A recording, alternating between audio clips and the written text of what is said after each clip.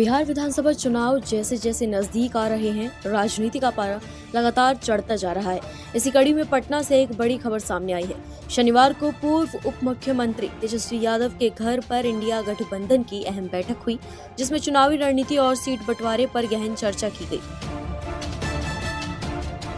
इस बैठक में एक बड़ा फैसला लिया गया। अब झारखंड मुक्ति मोर्चा यानी जेएमएम और लोक जनशक्ति पार्टी यानी कि पशुपति पारस गुट भी बिहार चुनाव में इंडिया ब्लॉक का हिस्सा बनकर मैदान में उतरेगी।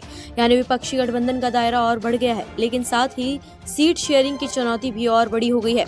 बैठक के बाद कांग्रेस प्रदेश अध्यक्ष राजेश राम ने कहा कि बैठक बेहद सकारात्मक रही है और अधिकांश सीटों पर सहमति बन चुकी है। उन्होंने ये भी कहा कि गठबंधन में नए दलों को शामिल करने के लिए हर पार्टी को कुछ न कुछ त्याग करना होगा। यही वजह है कि अब बहुत जल्द सीट शेयरिंग का फॉर्मूला अंतिम रूप ले लिया जाएगा। कांग्रेस प्रभारी कृष्णा अल्लावरू ने भी साफ किया कि इंडिया गठबंधन अब पहले से ज्यादा मजबूत है। उनका कहना है कि दो नई पार्टियों के जुड़ने से गठबंधन को ताकत मिलेगी, लेकिन इसके लिए सभी दलों को सैक्रिफाइस करना होगा। हमारा लक्ष्य समय रहते सीटों का बंटवारा फाइनल करना और पूरी एकजुटता के साथ चुनाव लड़ना है।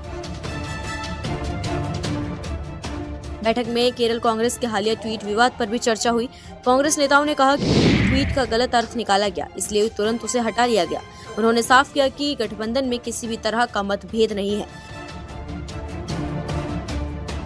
फिलहाल इंडिया गठबंधन का संदेश साफ है, एकजुट होकर बीजेपी को हराना। लेकिन बड़ा सवाल यही है कि सीट बंटवारे की जटिल गणित में क्या सभी दल वाकई संतुलन बना पाएंगे?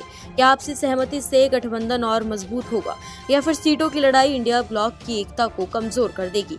बिहार की सियासत अब और दिलचस्प मोड़ लेने वाली है। सीट बंटवारे का फॉर्मूला कब और कैसे सामने आएगा, इस पर सबकी नजरें टिकी हैं।